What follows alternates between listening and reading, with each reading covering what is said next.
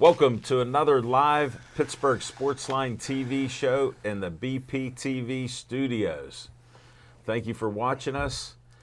And we got so much help here tonight, I don't know if I can name all of them. We got Steve, who was on a hiatus at Point Park College. He's getting ready to graduate at the end of this year. Yeah. Welcome back, Steve. Associate. Look what he got me. He knows I like green tea. And for all of you that aren't like Smoking Jim, matcha green tea was created in Japan, and they had a Japan theme. He gave me a little chocolate from Japan. He gave me another candy from Japan. I'm all sugared up and hied up right now. Did he do an internship in Japan?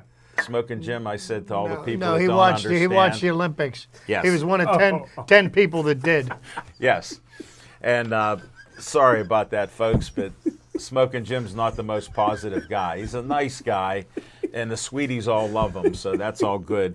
But we're also doing this show on Facebook, Pittsburgh Sportsline, so thank you to all of you that want to watch the show, and we appreciate you. I had a call from the champ, Mike Manna, who we saw him fight and win at Monsville Prison. Yes, it was a prison, and as Chip and I discussed, it's a nice venue that they built inside the prison. It even has modern bathrooms, and it has electricity. And Nick was there with us. He called up, so shout out to Mike Manna, the champ. He wants to talk to me after the show. He said hi to all of you, and Smoking Jim and Nick, who he met, so we're all in. Congratulations on your win. Yes, we appreciate it. Congrats to my brother from another mother that's a boxing champ. And he donates all of his purses to Children's Hospital, and he's a very great guy. So thanks to all of you for watching us on Comcast 7, and that's only in Bethel Park for Comcast 7. Verizon 32 in Bethel Park, all the way from Nemacolin to Cranberry, Wexford, and all points in between in greater Pittsburgh area. So thank you for that. Thanks for all the Facebook likes. Somehow we dropped 3. We got 6929. So I don't know what happened. Like my daughter told me when I was trying to hit 100 likes a few years back. It's been about 8 years that we're with the Pittsburgh Sportsline Facebook page. I created that February 13th, 2013. So I don't know why I did it, but I created it because I heard I should have a page. So I got to 100, then I'd go to 97 the next week, or 95. And my daughter told me, Casey goes, "Dad, there's haters out there." And I go, "What do you mean?" She goes, "Dad, they'll like your page because you tell them to and they're nice to you. Then they get home, they delete." And I said, "Okay, I'll keep going." So 6929 is our new number. I'm proud of it. Thank you for all of you for liking our shows and watching us tonight and other times when we're on about 7-8 times a week on BPTV. And even late at night, sometimes at 11 o'clock at night, I've had people call me up that are like, "Smoking Jim, don't sleep till like 6 in the morning." And they said, "It's nice hearing you guys at midnight." So we appreciate all of that. And I got some promos. Well, first of all, I'm Al Levine, the talking machine, Smoking Jim Frazier, Chip Hayner, Nick, the VIP Callis. And we got Steve back, as I was saying. We got Ryan, who's a new guy here, interning. We got A2, otherwise known as Anthony. We got A1, otherwise known as Anthony, in the studio, in the control rooms. And I know it sounds like I'm redundant, but when you call for Anthony and they both answer, I didn't want to give them a nickname like their initials or something, so I call one A1 because he's been here, and the other one's A2. And A1's not a steak dressing, if you need to verify that. So we got some promos, and I'm a little confused with the camera setup because Nick talked Steve into doing something and it's working. Whoa! Just out of school. What school is it, Nick? You can talk on air for Ryan. Pittsburgh Technical College. Thank you very much. Did you know Anthony Veltri goes there? A1 goes there? I didn't want to bring it up. I had no idea. Yeah, because I knew that stuff, and I figured I'd just go to you each time. Thank goodness you were honest. You didn't pull a smoking Jim on me. You answered correctly. Olive Oil's Pizzeria at Hillcrest Shopping Center saw the owner, Frank Venero's son, Fabrizi, and he helped cut the hoagie into 6 slices, cut the pizza into 12 slices, and I don't know if there's any cuts left. I deferred on eating any pizza so Smokin' Jim could have a slice. Because you see how many people we have in here. What is it, 7? 8? 8. Yeah, there are 8 we of got us. 8. 4 on camera, 4 8 off is camera. great. We finally made it. We got 8, and we're great. But check out their pizza. We had an XL pepperoni, steak hoagie, and there's not too many pieces left tonight. Usually Smokin' Jim and Steve try to fight over it, and neither one may win tonight. So we'll see. We'll see who gets it. But it's nice to have Steve back. He's one of the best we ever had here, so to have him back with this good crew, we're doing great. And check him out and call him 412-831-1900. Next up, met a new 501c3. That's a nonprofit organization for Smokin' Jim. If you donate money online or by check, you can actually write it off on your taxes. Again, Smokin' Jim doesn't use his government name. I'm not picking on him. I'm just saying, because he's told us that on shows for the last, it'll be 10 years, October 11th, 2011.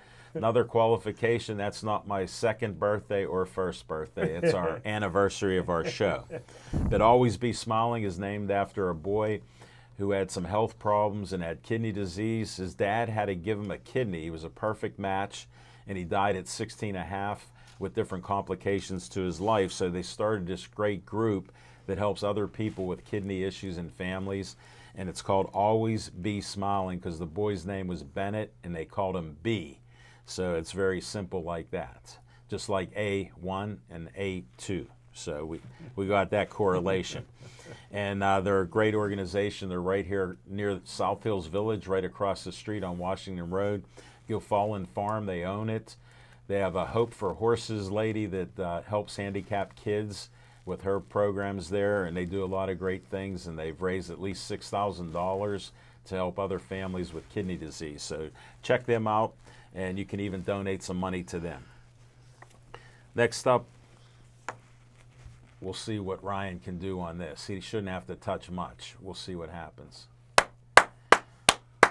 Let me give you the play-by-play on Ryan. He made not one move. And look at that pick. Didn't even blink. Yeah, we say stay Joey strong to end each show. We honor Joey Fabus, who died before his 9th birthday 7 years ago due to DIPG, which is a dreaded brain cancer.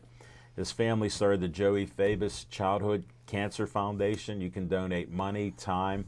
We have a big event coming up 9 a.m. September 12th. Nick here is supposed to film it. We'll see. If not, maybe Steve can step in. If Nick can't make it, it's a Sunday. So we'll have to check on that day. We got thumbs up from Steve and thumbs up from Nick. No, a little. Oh, that's an I don't know. Yeah, I don't know yet. I gotta work now. Well, Maybe on Sundays. congrats to Nick on getting a job as a producer on KDKA Radio.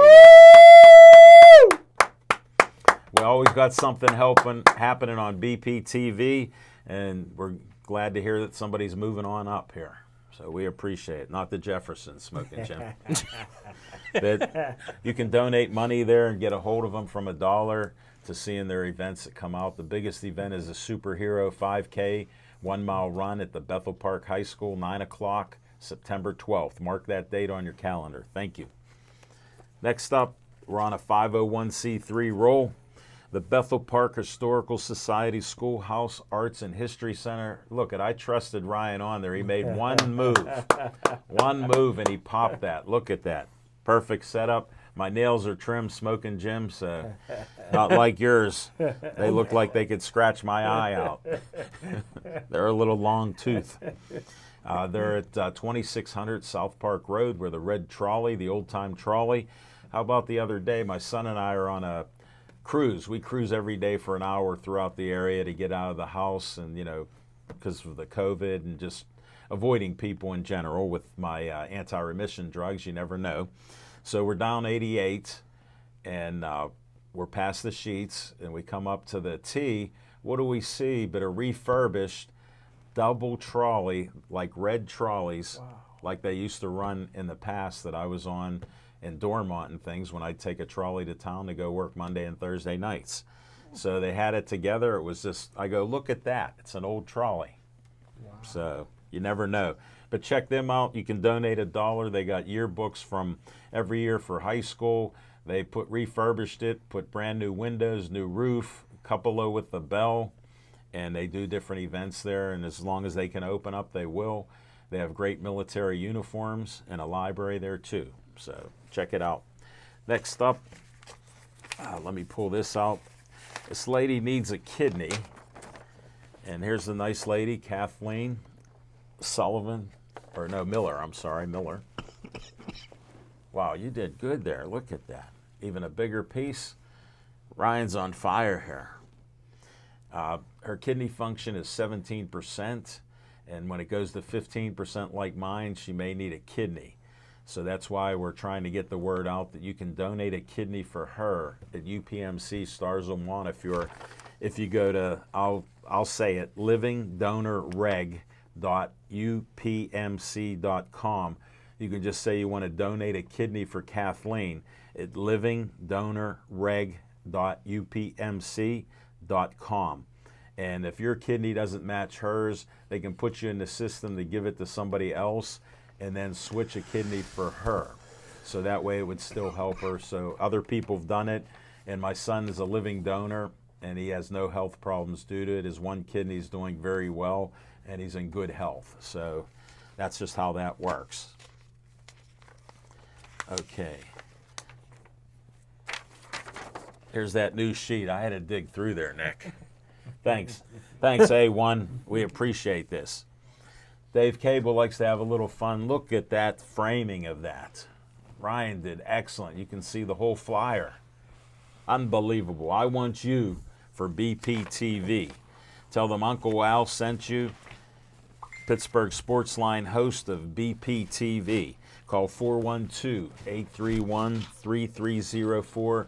Say you want to be like Nick, you want to be like Ryan, you want to be like Steve, you want to be like A1, A2, and Smoking Jim, Chip, and I are all volunteers here. So check it out. If you're in Bethel, you could produce your own show.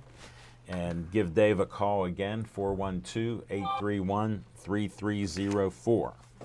All right, we got a test for Ryan. He was good last week. I'm going to try to hold this card. No, that was A2 last week. Oh, that's right. You got it. A2 did it. Let's see what Ryan does. Bingo. And I'm not shaking this week. He's trying to adjust to my shake. Great manicure. Look at that. Smoking Jim, I did it myself. You can call 724-348-4715. It's a red, white, and blue station about 6 miles from here, 6103 Route 88 in Finleyville. They do anything and everything on cars that run on gas. They even work on electronic devices, hedge trimmers, tools, and things like that too. I need a retread. Well, Smoking Jim, they have tires. Matter of fact, I got a couple tires over the years with my cars before they died. And the way you drove the other day, you may need a retread because I was worried about some of the driving there, especially how slow we went a couple times, Nick. Mr. Magoo. Yes. Yes. And but check out Skeet Service Station. We'll talk later. We'll talk later about our trip to Monsville, West Virginia, not Ohio. All right. We'll go back there, and since Smoking Jim was talking about my nails, I got to give a shout out to Zazu. Let's see if they get a nice shot. You get a shot of me, Steve, and get my haircut thanks to Mary Ann Workman. Emilio's the owner. I called him this morning, wanted to know if Mary Ann was in. He answered bright and early. set me up with a 12:30 appointment. Got in there, got the great cut, and I got a nice picture. Marianne had to step out and help another client. So Lisa was in the picture. That's the young lady that's in the picture, Smoking Jim, if you saw it. She usually takes the pictures. So I just asked her, would you be in the picture with my promo? She goes, for you, sure. So we got that nice pic. And now we're going to go to Smoking Jim Frazier. What's on your mind? Thanks, Al Levine, the talking machine. And if you want the green, Coming you at you. got the seed, Levine. But I tell you what, we got the VIP of BPTV, and he's already achieving greatness. Congratulations, moving on up to KDKA. So proud of you. And we got, high diddle chip up the middle for a double. Glad to have you back. But I got a bone to pick with everybody. You know how everybody calls me the Godfather. Who? Tell me one person that calls you the Godfather. I've always related to the Italians. You know, one of my best friends, the best, toughest guy I ever played with or played against. What's his name? And we used to fight all the time, Tony Emanuel. What year was that? What year was that? He's Italian. What year? I identify with the Italians. What year? Was he related to Macaroni Tony? I'll tell you what, I still like the macaroni, Tony. I still owe him a little something. But I tell you what, Al Levine, the talking machine. What's your point? I was bragging because, I always felt like I was born somewhere near the boot. Al Levine, the talking machine, I could just identify with the Italian. But I was bragging with my Italian brothers. I've been pushing, never been the Italian president here in the United States. We got to change that, Al. Right. But for the first time in Olympic history, an Italian won the 100-meter dash. I went bragging until I looked it up. He's black. His father was a black GI over in Italy. He married his mom, and he learned how to run from his dad. Because when he was 6 months old, his dad ran and never came back. He went out for cigarettes or blunts and never came back. Al Levine, the talking machine, all my bragging down the drain. But I tell you what, Al, Italian's my second language. I'm going to try this on the show for the first time. I never had eggplant.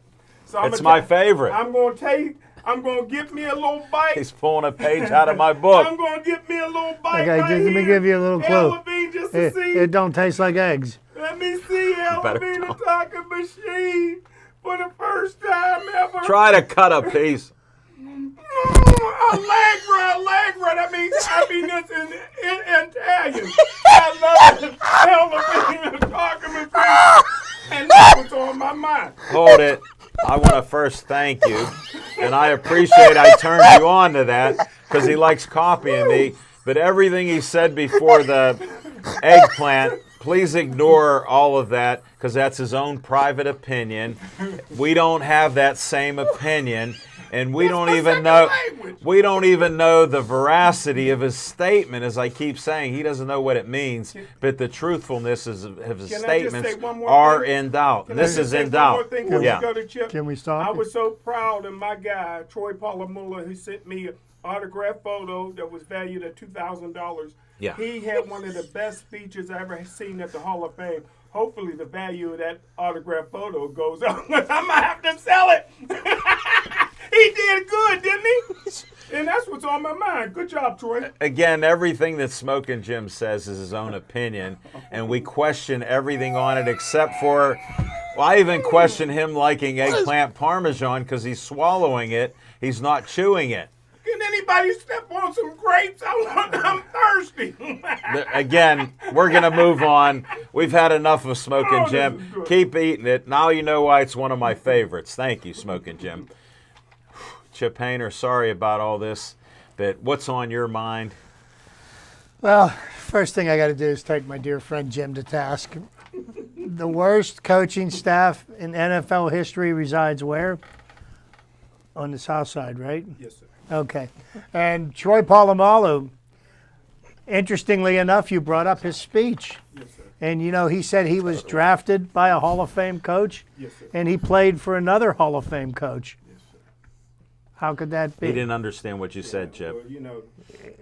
Well, he's buttering his toast on both Okay, sides. so worst He in the did what history you of would the do, NFL. smoking Jim. What I want to talk about tonight is yesterday was a monumental day in Pittsburgh sports history. The voice of the Pittsburgh Penguins is retired.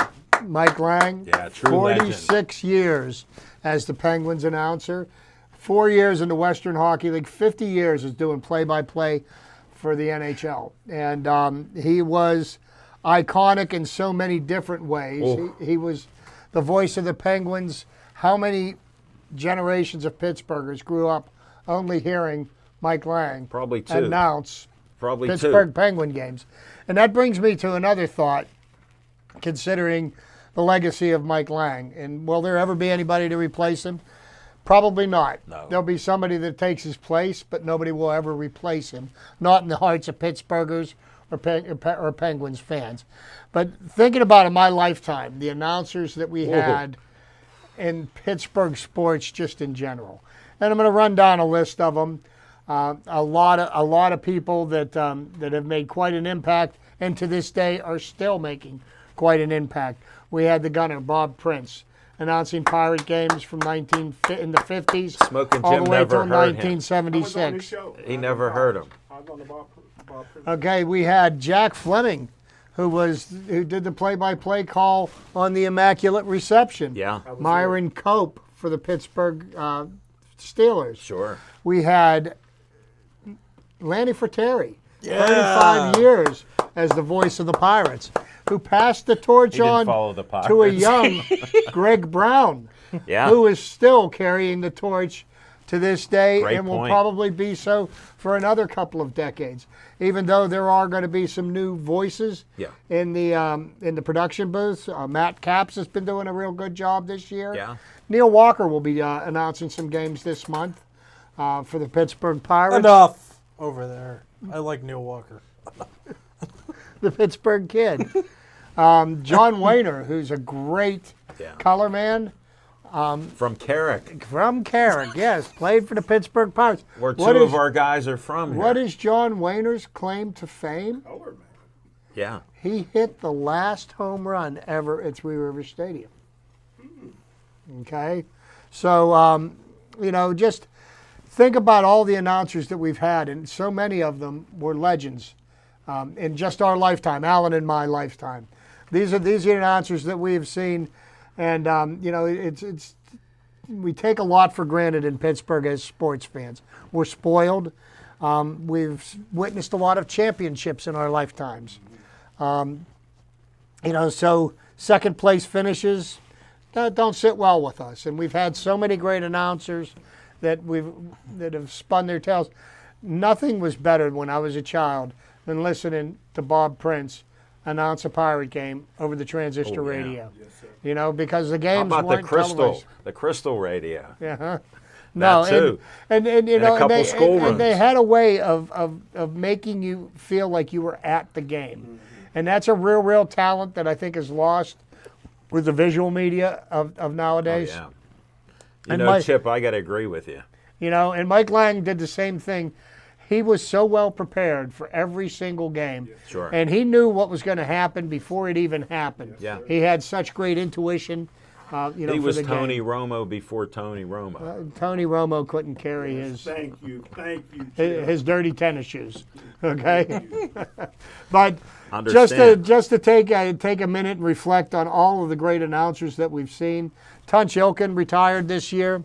Tunch has done a great job for the Steelers as Myron's sidekick, and he's battling ALS, and I wish him nothing but success. He's done great things for the community, for the Steelers, for the Light of Life mission, and so forth and so on. But that's what's on my mind.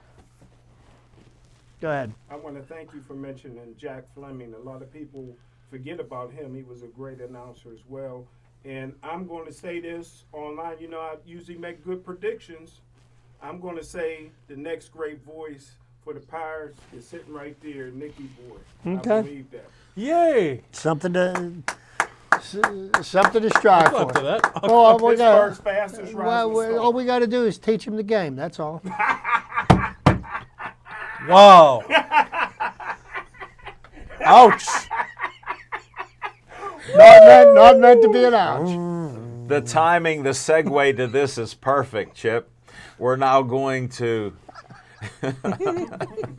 VIP, Nick Callis, the fastest rising star that Smokin' Jim has only used that 8,244 times since we started our show, because he does that in public. So just so you know, there's been well over 8,000 ahead of you. With all the negativity that surrounds me sometimes, it's nice just to have that, whether it's blind optimism or whether he believes that. Doesn't matter to me. I like hearing it. I believe it. Well, we know he's just a loose cannon. Right. We just don't know what's in the cannon. Still don't care. We don't know, and I it don't matter. And like I learned a long time ago, any publicity is good publicity. Absolutely. And even with Mr. Negative tossing it around, a.k.a. Smokin' Jim, the nicest, smilingest, happiest guy with all the sweeties. See, Godfather. hey, a lot of people can talk, but we got the loudest voice here, and I got the loudest voice on my side. That's all that matters to me. There it is. But what's on my mind? Yeah, that's what you're here for. That's what I'm here for. The Pirates. So I've talked a lot before about, like, okay, here are examples of Pirates that haven't developed with the Pirates but then have gone on to other teams and done well. So I'm just going to cite another two because I'm still kind of upset with the Pirates. First one, Brian Goodwin with the Chicago White Sox didn't do very well with the Pirates, got traded to the White Sox. He became a starting outfielder with the White Sox when Luis Robert got hurt. And Luis Robert was one of their top prospects, and still is one of their top prospects, doing well. But I was watching baseball the other night when the Cubs played the White Sox, and the national ESPN broadcast was talking about how great Brian Goodwin did and how good he was doing replacing, and he's still in the starting lineup even though Luis Robert is back. So the Pirates had him this season, and they gave him away, and now he's playing for a team that's in first place in another division. So great to that. Second one is a Pirates pitcher, Clay Holmes. Al and I, while we were waiting eons for Smokin' Jim to get there to go to the boxing match At on my Saturday, house. at his house. Early. He was a half an hour early. Smokin' Jim was 22 and a half minutes late. So the Yankees were being broadcast. They were playing the Mariners, and the game was on MLB Network. Clay Holmes, I'd watched him pitch at PNC Park, consistently throwing 92, 93 miles per hour with his pitches, not looking very solid. And we were watching him pitch for the Yankees. Apparently My son, he had too, he had Drew, two me and scoreless you. innings over 2 days. But in this second day, when he threw his scoreless innings, he was throwing a sinker at 96 miles per hour, and he was dotting his slider at like 90 or 90, He did a 91. 96. No, he did. A slider too? Yeah, he had Oh. a slider because you mentioned that in front of me and Drew. He threw a 96 mile per hour fastball twice. Then he threw a slider at 96. So I'm just out here like, what's going on? What's going on with the Pirates still? I get that the old regime's gone, the new regime's in, and they're trying to fix things, but like Clay Holmes had little value with us in Pittsburgh, and now he's throwing sinkers at 96. And sinkers are hard to hit because they dip, they don't go straight. And I'm just kind of like, now again, I'm suspicious. The Yankees get Clay Holmes, he's doing well. They gave up a couple good prospects, And but what has he done since? He's played in 6 games in a row. He's gotten a hit in every single game. Hoy Park is leading off tonight. He's leading AAA in hitting, and he's continued to do the same thing as a Pirate. Pretty good. That's his counterpoint. right, I understand. But why pretty can't- good move. My only question I'm going to We had continue to nothing ask. from Clay. I don't have the answer because I'm not too far on the inside, but I'm just going to keep asking the question until it gets fixed. Why is it that players who are mediocre with the Pirates then go on to other teams and start performing at a greater exponential level? No idea. Development's got to get better. Well, and then you could also say they could take players that started cheating once they left and started doing better. I told you Which, that. of course, now one of them's getting Tommy John surgery because he cheated his ulnar nerve into complete disruption. But hey, I'm just scared because the Pirates. The Pirates have to do a better job. And if you have any idea of where the Pirates have been spending their money, because Where? no, they have spent more money on more scouts and more people in training and development in the minor leagues right now than any team in baseball. So to get these people trained right, you got to bring the right people in to do it, and it doesn't happen overnight. Well, I'm still skeptical because overnights lasted 5 years now. Still skeptical. Still skeptical. Wait a minute. I know we had no regime. Ben I get it. Ben Charrington's been here for a little bit of time. I and he had a understand. year Ding, when ding. there was no Ding, minor ding. leagues. I get it. So I get it. That I understand. that's a BS. I understand. I'm just skeptical. I'm not saying that it couldn't be done down the road. We got a new regime. I'm still just skeptical. Two guys that I saw, Clay Holmes and Brian Goodwin, doing good for teams that are playoff bound. Okay, and those two players, how far under 500 were we when we got rid of them? We got rid of Goodwin pretty early in the year, like May. And then Holmes, I mean, we were down under, but why is he doing so well with the Yankees? All I'm saying is a 96-mile-per-hour sinker is a valuable pitch. You want to know Why something? wasn't that with the you know what's Pirates? an even more valuable pitch? Brock Holt. You know who Brock Holt is? Oh, that had nothing to do with the Pirates. I know that was a big story. Yeah, he I played know for the Pirates. He played for the Pirates. Pirates he? traded him to the Red Sox. Yes, they did. Okay, but do you Oh. know what he did the other day? He threw threw the the slowest slowest pitch called for a recorded strike. Yes. in Yes. Major League I history. saw that, And yeah. you know what? His strike was every bit as much of a strike as a 96 mile an hour. It doesn't matter how fast you throw the ball. It might. It matters where you throw the It ball. might matter how fast you throw the pitch. Why wasn't he doing that with the Pirates? There, That's I'll my question. interrupt both of you. What I watched, I'm not worried about either opinion here because we'll carry on with the show. But the 96 slider was painted on the black. So that backs your point up. Yeah. And I pitched, you pitched, we understand that. I How pitched. fast Smoking you Jim, throw. we I have no actually did. proof of him ever pitching. Like I put out there, does anybody who pitched remember who their catcher was at any level? Any level. And then would you know the coach of your team or one of the coaches, not just the first name? I rest my case. And thank you, Nick. Chip, I always appreciate a little dissension and discussion over facts and opinions. So we covered both what I like to have, and we're going to move on to what's on my mind. First, I have a friend from KO. He's been bugging me to talk about his book. His name is Bill Means. I remember as a younger Keystone Oaks football player seeing one of the toughest guys I ever saw on the football field, one of the hardest hitting guys, and not the biggest guy, but his reputation preceded him. I talked to him. We became friends later on in life after school at our reunions, and he's bugging me about a book he wrote, and I don't know it, but the title is perfect for my co-host, Smoking Jim Frazier. So, Bill, shout out to you. Thanks for watching our show. And the information is you're on the crazy train, and I'm driving. It's available at Amazon for $2.99, and you go to WilliamMeansBook.com. Type that in. You can order the book. You heard it here first. He's not paying me with anything yet, but I'm sure when we have a reunion, I'll get a book. I guarantee it because he's that good of a guy. So I did put it out there for you, Bill. Hope you appreciate it. Again, William Means Book. You're on the crazy train, and I'm driving. He wrote the book. I don't know what it's about. Was he related to the great running back for the San Diego Chargers? You have to put the question out there if he can answer. Not too many means out there. Great running back. Okay. Well, we appreciate your positivity, Smoking Jim. It's rare anymore, unless we're talking about when the Pirates lose, that somehow that's a good thing. Thanks to Andre for watching our show. Thanks for Anthony Veltri watching our show 16 times. We appreciate that. That is otherwise known as A1. So we appreciate that, and we're ready to carry on. I wanted to share that we had a great experience at Monsville Prison. I know it sounds like an oxymoron to say it, and it's a haunted prison. They've done TV shows there. I'm not sure what channel or station it's on, and they've done that. But we were there. As we said, Smoking Jim, he calls it CP time, and all of you can decipher it, or he can talk about it, and we'll bleep him out. But he practiced it perfectly. He even made a comment before that I told Nick. I said, when I told him 4 o'clock, he goes, "Hey, Machine, should I come early?" I said, "No, just come at 4 o'clock. It's 4:22 and a half. He said to Nick, he's here. Then a minute or two later, he said on Messenger, "I'm here," to me. And Nick's telling me, "Smoking Jim's here." I go, "I'll wait till he texts me." So that's what we dealt with. And then he just parked on the road, didn't even come up the driveway. Then he pulled. we have to lay it out because it's hilarious.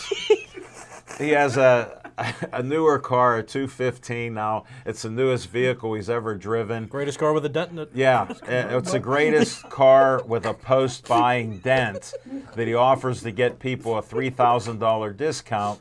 So I'm assuming that's what it costs to fix his car. What color is it? White. Oh, Because white is right for him. he's got a front license plate on the front that says cornerback. Yes. Yes, he does. So he parks at the bottom third of my driveway. I have a nice nickel verify. It's probably a 100-foot driveway to my back where my door is for my living room that we use. And he parks 40 feet away from us. We have 4 bags of equipment. 4 bags. And he's waiting there. And I assume he's texting a sweetie, like Snow or something, telling her what a great cover she has. So I'm waving, "Come on up," and he's looking, and he creeps up to not even the top with a level part, and he wants us to carry it, and Nick goes, "Should we carry it down?" I go, "Stop right there." He can verify it. We're not carrying no equipment. We're not carrying No any way. equipment for a guy that can move 20 more feet. And didn't we car. wait another minute We or did. two? Smoking Jim, back up. Yeah, no, come forward. Come forward. So we finally got it all loaded up. Then he's backing down the driveway, and he's in my yard. He missed the driveway on the back up, and he goes, "How did we get here?" I go, "With your driving, you're in my yard." I go, "I don't care. I just had the grass, cut. It's good.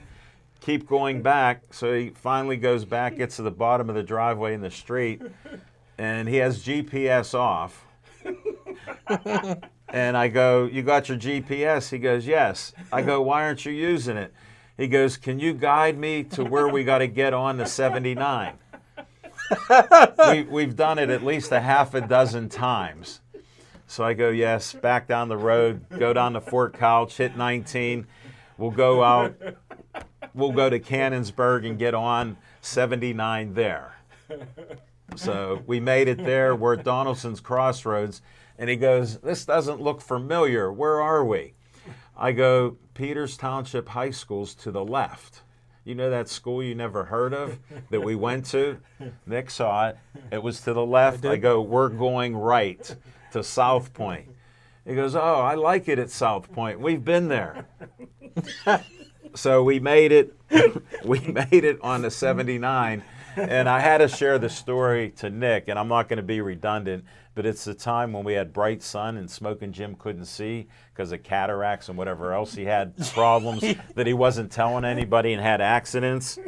And that happened. So we laugh about that. And then Nick's like, "Am I going to be okay?" And I had told Nick before, I was putting you in the death seat, which everybody knows is the passenger seat, right? So Nick was worried when we came to the house, and I said, "Nick, I was kidding you. Smoking Jim's actually a pretty good driver. He's actually slow, and he does, drive pretty well." And Nick goes, "We'll see." So Nick can vouch for that whenever. But we started off, we're probably 30, 40 miles an hour. And there's people rocketing by us. All 10 people on the road passed us up. And finally, I go, "Turn the GPS on." He's fumbling for 2 or 3 miles to turn it on with Monsville. Nick goes, "You want me to put my GPS?" So I said, "No, he'll get it." And meanwhile, he's holding the steering wheel down, trying to get it going. And we made it there. I think we beat 5:30. Well, I'll tell you, we actually landed in Ohio first. Well, So that you can add those little tidbits. But we missed West Virginia. No, here's what happened. We go to West Virginia. Nick tells him we're in West Virginia. Smoking Jim didn't hear him. We're going down the road. He's watching, the GPS now. So now we're going into Ohio. I go, "We're leaving West Virginia." And Smoking Jim goes, "How did we get there?" This is all true. It is. And he drove us there, so now we're in Ohio, and Nick's going on, "I don't know if we'll make it back to West Virginia." And I go, "Monsville's in West Virginia. We've been there, just watch." So now we get welcome to West Virginia again. Make a right where we almost went straight, and Smoking Jim goes, "We almost missed that." So we made it. Then I go to Nick. I go, "Look at the castle that's up there." And Smoking Jim goes, "Is there a castle there?" I go, "That's the prison." So Nick got some nice pictures for the family. Yeah, where they used to hang people, I guess. Yeah, that's where they were hanging people, and there's ghosts. Then there's an entranceway, and there's a door. And Nick goes, "Is that the door?" I go, "That's the entranceway." So we found out, we walked in the entrance, and that was to the nice area I talked about, Chip. It was well constructed, modern, and it had a great arena in the middle of it, and probably 500 to 800 people there, and it was a great event there that we had. But we made it, and there was some confusion with the fights, trying to get the power, trying to get the Facebook. The internet was bad, so no internet with Facebook. But we got the fights done. New Ryan here, we'll call him New Ryan. He got it up. I'll have to check the fights out and critique it. But I trust his skills, and if he copied what we've done before, we'll be fine. But that's my long-winded story.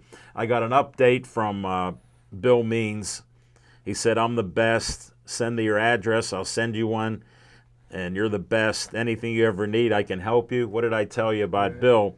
Now he goes, "Not related to Means on Chargers, but I am related to Russell Means, who headed up Indian Nation for 20 years. He was a special person in history if you look him up. Oh, yeah. The book is my memoirs for 69 years. It's funny as hell." I'm glad you're driving the crazy train, Bill. Thank you very much. And we're going to be back with, where are we going next? Fiction and fact. Fiction and fact. I can't believe we've done 44 minutes. I looked at the time. We've gone way overboard, but we got fiction and fact with Smoking Jim's Almanac right now. Come on.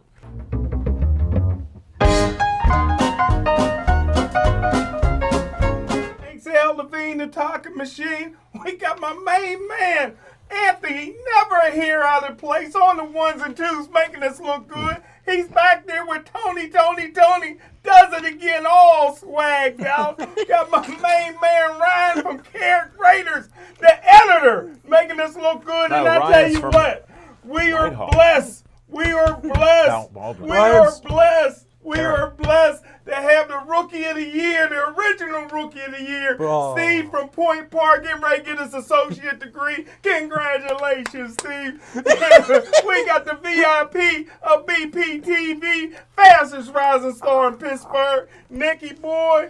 And I tell you what, we got my main man, Chip. In the lieu of time, I'm going to pass my time on to the man that missed last week for all his fans. I'm moving on to the Chipper.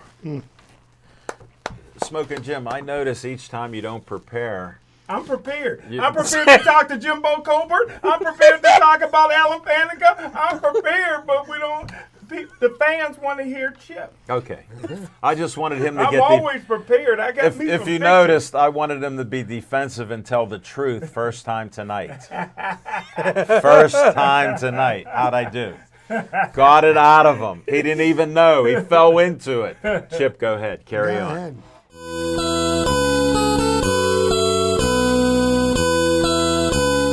I like to always make sure that I remember the history of the game. Yes, sir. You know, because baseball does have a storied tradition, just like the Pittsburgh Pirates do. 135 years they've been playing ball in this town. And as far as I'm concerned, I hope they continue to play for another 135 years. And Bob Nutting's great-great-great-great-great-great-grandchild still owns the team then, okay? So anyhow, on August the 2nd, 1969, one of the Pittsburgh Pirates' greatest home run hitter ever, Willie Stargell, launched the first home run to ever leave Dodger Stadium. Wow. A mighty blast that traveled 506 feet. Cleared the roof of the right field pavilion and went deep into the parking lot. His belt off Alan Foster in the 7th inning put the Pirates in front 4-3. They went on to an 11-3 victory. Stargell's homer on that Tuesday evening is the longest of the 5 homers to leave Chavez Ravine. Only 4 players have cleared the stadium, and Stargell is the one to do it twice. Right. Wow. The left-handed hitter again turned on a pitch, this time off of Andy Messerschmidt, in a 7-4 Pirates loss on May 8th, 1973. This blast went a mere 470 feet, though Stargell hit 2 that day off of Messerschmidt.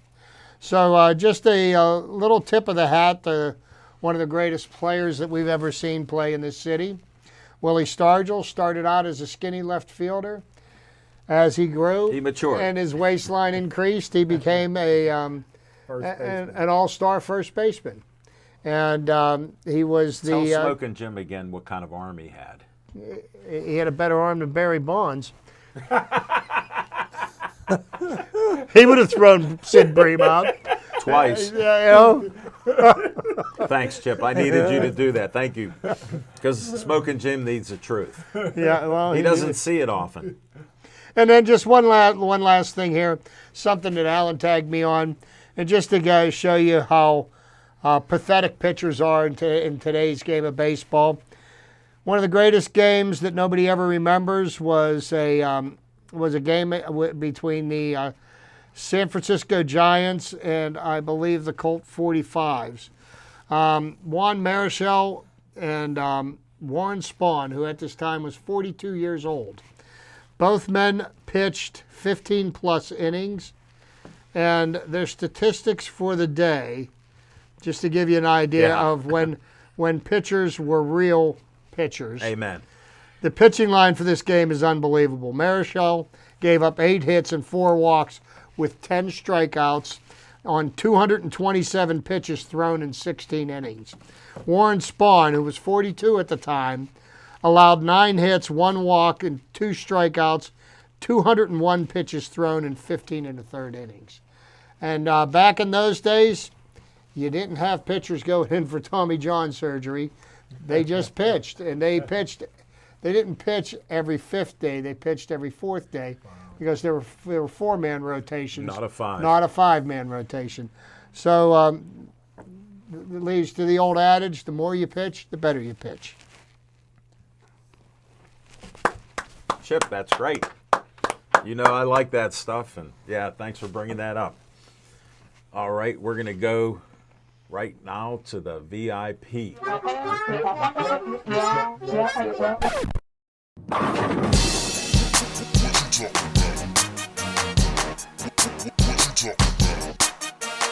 Okay, quick, and this was a simple opinion anyway. Breakdancing is going into the Olympics for baseball. Really sad about that. Anthony, A1, and I came in here at 6 a.m. to watch the U.S. baseball team lose to Japan. We came in to watch the gold medal game here in the studio in the lounge area. Very sad that they lost. Felt like a waste of time because 6 a.m. was pretty early for me. But, yeah. Kind of sad that the U.S. lost. Even more sad that baseball's not going to be in it in 2024. Apparently it's coming back to Los Angeles in 2028 when the Olympics happen then. But, yeah, just a shame. Not a stick to breakdancing either. You know, that's fine. But I still want baseball to be in the Olympics, and I'm sad it won't be anymore. That's my opinion for today. Here's what I have to say. What would the Greeks say about that? Wow. Well, I can tell you about the people that watched the Breakdancing. Olympics, what they had to say about that, which is nothing because they had the worst television ratings in the history Okay, aside of the from that, Olympics. I just want baseball to be in the Olympics. Thank I don't you. care who watches it. I just want it to be there because I watched it. I got up at 6 a.m. to watch the U.S. attempt to play for the gold medal game, and I want to keep watching that in future years. We had a 12-year hiatus, and it was 13 actually, and now we don't have it again until 8 years further in the future. What? Are you saying they're taking baseball out of the Olympics? For 2024, yeah. Yay! Boom. I'm done. Cut the end. I'm glad we got that clarified. Good news. I'll go next, if it's possible. Let's see what happens with mine.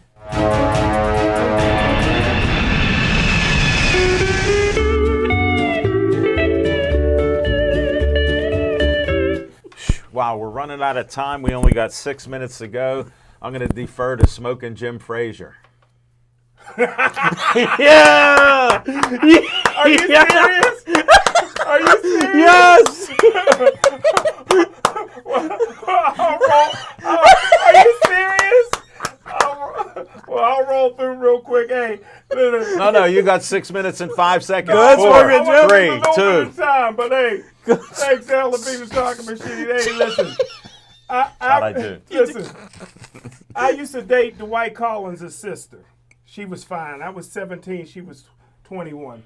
Finest girl, Stephanie Collins. So me and Dwight This is a family-friendly show. Yeah, well, me and Dwight started calling each other cousins. So his junior year, I go watch him run at the WWAA championship at Freedom. I never heard of this football player from Freedom that was throwing the shot put named Jimbo Covert. Yeah. He was there, of course. Dwight won every event, and Jimbo Covert threw that shot one time. I'm watching TV on ESPN, right?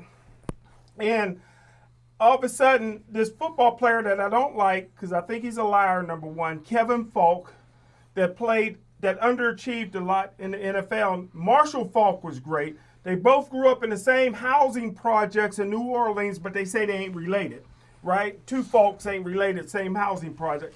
So all of a sudden, Kevin Falk is announcing that he's turning pro after his junior year. They had this big press conference, right? All of a sudden, this big guy with the flannel shirt, and remember in the country, they don't have toothpicks. They take a broomstick, part of the broomstick, and chew on that. So he's in the back like that's chewing on it. So Kevin Falk says, I'm announcing I'm foregoing my senior year. I'm turning pro, and they're going crazy. All of a sudden, you hear this, when the room got quiet, you hear this from the back room. Me too. That was Alan Faneca. He didn't even decide to go pro until then. I tell you what, the three greatest offensive guards I ever seen was number one, Bill Fralick. There'll never be another Bill Fralick. John Hanna and Alan Faneca, number 66.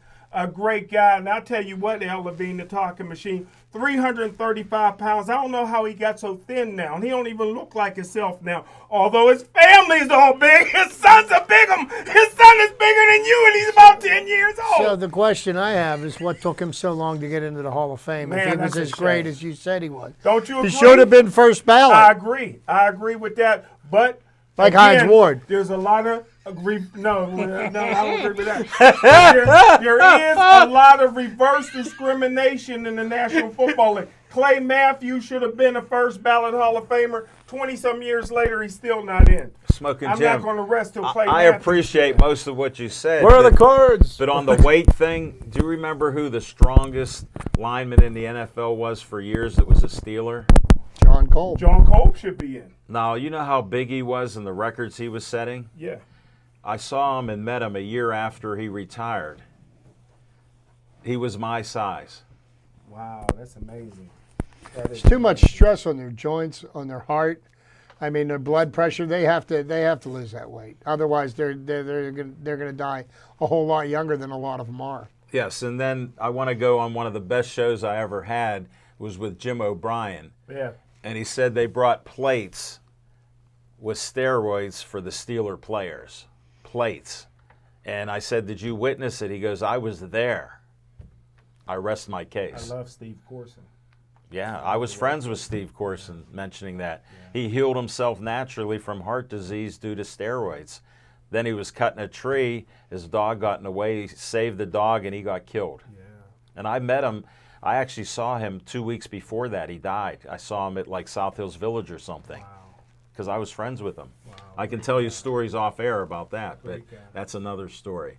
But we covered a lot. We're a little long-winded on things. Thanks That's- again. I got to thank my KO buddy, Bill Means. The book will be in for me tomorrow. He's mailing it you'll tomorrow. read it. Oh, And let's talk about the Steelers. We've got Let's a go. game Thursday night against the Philadelphia Eagles. You know, it's hard to get worked up about preseason games when they're resting everybody because of the extended season. 17 regular games, 17 Right. regular season games. It's going to be different this year. You know, I mean, you think about the attrition Oh, yeah. that happens in a regular NFL season. Isn't Add almost an extra everybody game. injured playing football? Yes. You know, almost after every practice, I Yes. would say. I won 20 games, but the Steelers are going to benefit because they get an extra preseason game this year because they play in Canton. Everybody else is playing 3 games. The Steelers in Dallas is playing 4. That should help the Steelers' young squad go 8-9. 8-9. Wrong again. They're going to win more than 10 games. I don't agree We'll with give you. predictions out there. We'll see Put what your money happens. where your mouth is. You wearing the green. You always put your money where your mouth Yeah, is. yeah. Yeah. No, he says he does. How many I have games- yet to see the money come How out. many games in a row did the Pirates lose? I have yet. Here, Cha-ching! before he goes crazy, About we're as running many out as of you think. time. When's the first time that you showed me the 250 you're betting every game?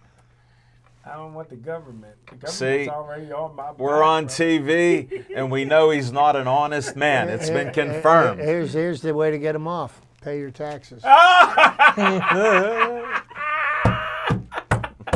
Hey, Chip, I saw gamblers at the Meadows win over the $1,200 minimum you needed to pay taxes I'm Joe on. Louis. They paid their taxes at the Meadows. On that, stay Joey strong.